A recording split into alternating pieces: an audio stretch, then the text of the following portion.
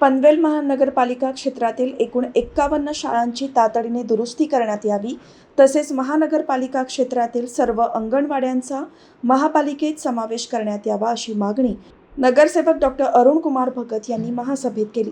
महासभेत बोलताना डॉक्टर अरुण कुमार भगत यांनी महापालिका क्षेत्रातील अनेक शाळांच्या इमारतींची अवस्था जीर्ण झाल्याचे निदर्शनास आणून दिले।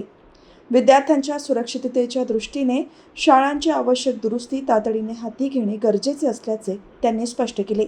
यासाठी महापालिकेने आवश्यक निधी उपलब्ध करून नियोजनबद्ध पद्धतीने काम पूर्ण करावीत अशी मागणी त्यांनी केली। याशिवाय महानगरपालिका क्षेत्रातील अंगणवाड्यांचा महापालिकेत समावेश केल्यास लहान मुलांना अधिक दर्जेदार सुविधा, पायाभूत सोयी आणि आवश्यक सेवा उपलब्ध होतील असेही त्यांनी सभागृहाच्या निदर्शनास आणून दिले। नागरिकांच्या आणि विद्यार्थ्यांच्या हितासाठी या दोन्ही मागण्यांवर प्रशासनाने सकारात्मक निर्णय घ्यावा अशी अपेक्षाही त्यांनी व्यक्त केली।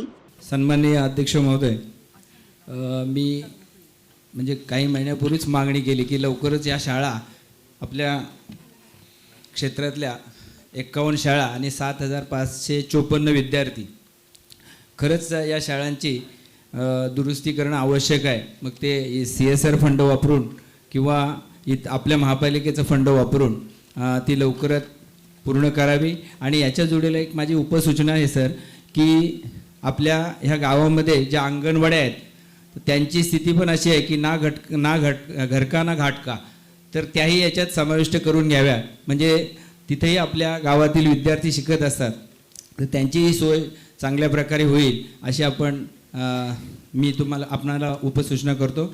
धन्यवाद।